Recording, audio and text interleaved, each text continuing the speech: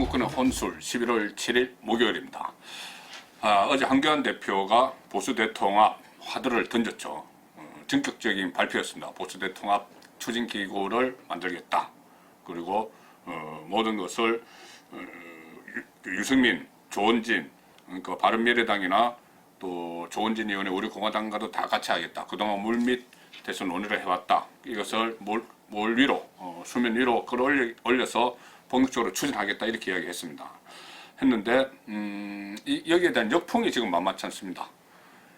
첫째는 한교안 대표에 대한 지적들이 있습니다. 뭐냐면은 한교안 대표가 좀 방법이 좀 서투른 거 아니냐. 갑자기 이런 식으로 제안을 하니까는 마치 모든 패를 다 보여주고 하니까 이것이 상대가 있는 것인데, 보수 대통합은 상대가 있는 것인데, 상대방에서 그것을 순수히 받아들이지 않고 어떤 정략적인 접근이라고 생각을 해서 또 나름대로 또 정략적으로 대응을 하고, 이렇게 되니까 너무 좀 순진했던 거 아니냐, 이런 이야기들이 나오고 있습니다. 그렇지만 어쨌든 제가 계속 말씀드리는 대로 이 보수 대통합은 총선 전에 해야 됩니다. 해야 되기 때문에 지금은 한교안 대표가 화두를 던졌습니다. 그렇다면 그 다음에 반응할 차례는 유승민 대표, 그리고 또 조원진 대표입니다. 이 두 사람이 마음을 비워야 됩니다. 마음을 비워야지 보수 대통합의 논의가 진전이 될 수 있습니다. 그런데 지금 상황을 보면은 오히려 이 한교안 대표의 제안에 대해서 두 사람이 상당히 거부감을 표시하는 그런 모습입니다. 어제는 유승민 대표가 한교안 대표의 제안에 대해서 바로 적극적으로 반응을 했습니다. 반응을 해서 어떤 보수 재건의 원칙을 받아들이면은 대화를 할 수 있다 이렇게 이야기했고, 그래서 좀 논의가 진전될 걸로 봤는데, 오늘 갑자기 유승민 대표가 신당 기획단을 출범을 시켰습니다. 그러니까 지금 유승민 대표가 바른미래당 안에서 손학규 대표의 반대를 하면서 변화와 혁신을 위한 비상행동, 이런 모임을 만들어서 그게 대표를 맡고 있는데, 이 변화와 혁신을 위한 비상행동을 정당으로 만들기 위해서 신당 기획단을 출범을 시켰습니다. 그러면서 이 신당 기획단, 그러니까 신당 추진과 보수 대통합은 별개다 이렇게 이야기했는데, 별개로 갈 수가 없는 것이죠. 보수 대통합은 결과적으로 결국에는 당대당 통합이 돼야 되는데, 그리고 당대당 통합이 되던 하나의 정당으로 가야 되는데, 신당 기획단을 따로 만들면서 보수 대통합을 같이 논의하겠다, 이건 앞뒤가 안 맞습니다. 그리고 또 유승민 대표가 3대 원칙을 계속 이야기를 하고 있습니다. 그러니까 통합을 위해서는, 한국당과 하나로 다시 합치기 위해서는 3대 원칙이 있어야 된다. 그것이 탄핵의 강을 건너야 된다.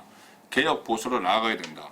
낡은 집을 허물고 새 집을 지어야 된다. 이 세 가지입니다. 세 가지인데, 과연 이 세 가지가 제가 볼 때는 좀 추상적이고, 이것이 한국당에만 요구할 것이 아닙니다. 유승민 대표도 같이 이 작업을 해야 됩니다. 자, 탄핵의 강을 건너자. 이것은 본인도 같이 건너야 되는 것이죠. 이 탄핵에 본인이 유승민 대표가 반대를 했지만은, 탄핵에 찬성을 했지만은, 탄핵이 이루어지고 나서 그 이후에 지금 2년 반 동안 진보 좌파 정권이 나라를 운영을 하면서 어떤 상황이 왔는지, 이런 문제를 본인도 같이 건너면서 탄핵 이유가 어떻게 될지 생각하지 못한 그런 잘못이 있다고 본인도 반성을 해야 됩니다. 그 다음에 개혁 보수로 나아가자 이렇게 했는데, 개혁 보수라는 것이 지금 박근혜 시대를 전면으로 부정을 하는 것이 곧 보수가 개혁하는 것처럼 박근혜 시대 부정이 전제가 되면은 이 부분에 대해서는 한 발짝도 나아갈 수가 없습니다. 박근혜 시대를 부정을 할 수가 없죠. 지금 한국당 입장에서도 그렇고, 또 한 축인 우리 공화당 쪽에서도 그렇고, 우리 공화당은 더 하죠. 그런 상황에서 개혁 보수로 나아가자, 이렇게 이것을 너무 개혁 보수라는 개념 자체를 박근혜 시대 부정이라면은 이 전제가 잘못된 겁니다. 그리고 낡은 집을 허물고 새 집을 짓자, 이 부분에 대해서는 한교안 대표도 화답을 했죠.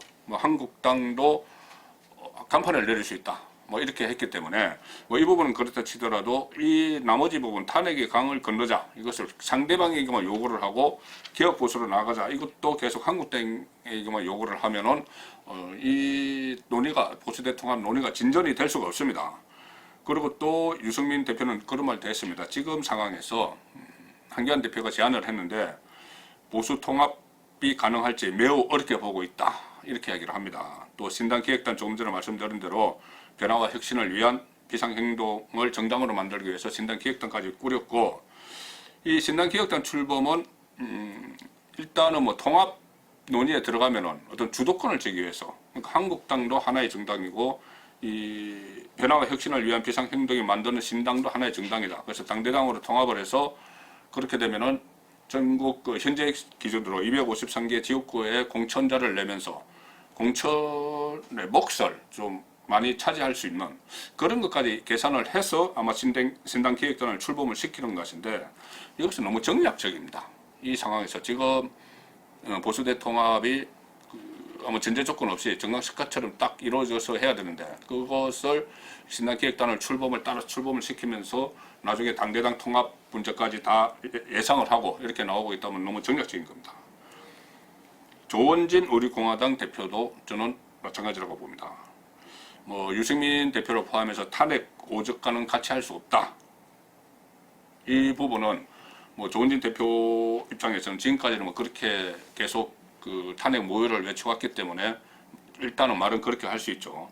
그리고 또 그 이번에 한기환 대표의 제안에 대해서도 뭐 자유우파 통합, 이것은 아류에 불과하다, 국민을 속이는 것이다, 이렇게 상당히 부정적으로 그 본인의 의견을 표시를 하고 있습니다.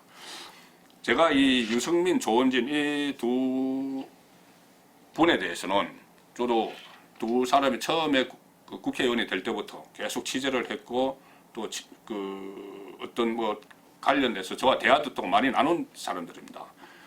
유승민 의원 같은 경우는 차세대의 보수의 그 리더, 뭐 이렇게까지 저도 생각을 했었고, 조원진 의원 같은 경우도 상당히 이 파이팅이 있고, 또 박근혜 전 대통령에 대한 충성심, 이런 것을 상당히 저는 높게 평가를 합니다. 그렇지만 지금 이 보수 대통합 상황에서, 보수 대통합이 절대 필요한 이 상황에서 유승민, 조원진 두 대표가 여러 가지 조건을 걸면서 어떻게 보면은 이 보수 대통합 논의 자체를 어렵게 만들고 있는 이 과정에 대해서는 저는 탐탁치 않게 생각을 하고 있습니다. 물론 본인들의 뜻이 다 있고 그동안 해왔던 행적들도 있지만, 지금 상황은 워낙 비상상태이기 때문에 그 보수 야당 입장에서는 초비상 상태이기 때문에 본인들의 생각들은 조금씩 접어야 됩니다. 그래야지 같이 한기환 대표도 그렇게 했죠. 그러니까 그래서 어떤 그 결집하는, 그리고 어떤 그 집약점을 찾아야 되는데 지금 본인들의 주장만 좀 하고 있는 겁니다. 그렇게 되면 어차피 지금 보수 대통합의 폭탄은 던져졌습니다. 그렇다면 보수 대통합에 대해서 가급적 긍정적인 부분을 가지고 합의점을 도출을 해야 되는데 서로 지금 부정적인 이야기만 하고 있는 거죠. 만일에 이 상태에서 그 한기환 대표가 제안한 보수 대통합을 내던지고 이 상태로 각자 총선을 치르면은 내년 총선은 참패가 눈앞에 보입니다. 보수 우파가 다 분열을 하고 그 진보 좌파는 하나로 나가면은 참패가 뻔하죠. 저는 뻔하다고 봅니다. 수도권, 특히 수도권에서, 최대 승부처 수도권에서 뻔하다고 봅니다. 그렇게 되면은 민주당 정권이 장기 집권 태세에 돌입을 하게 되죠. 장기 집권 태세에 돌입하고 궁극적인 목표는 주류 교체입니다.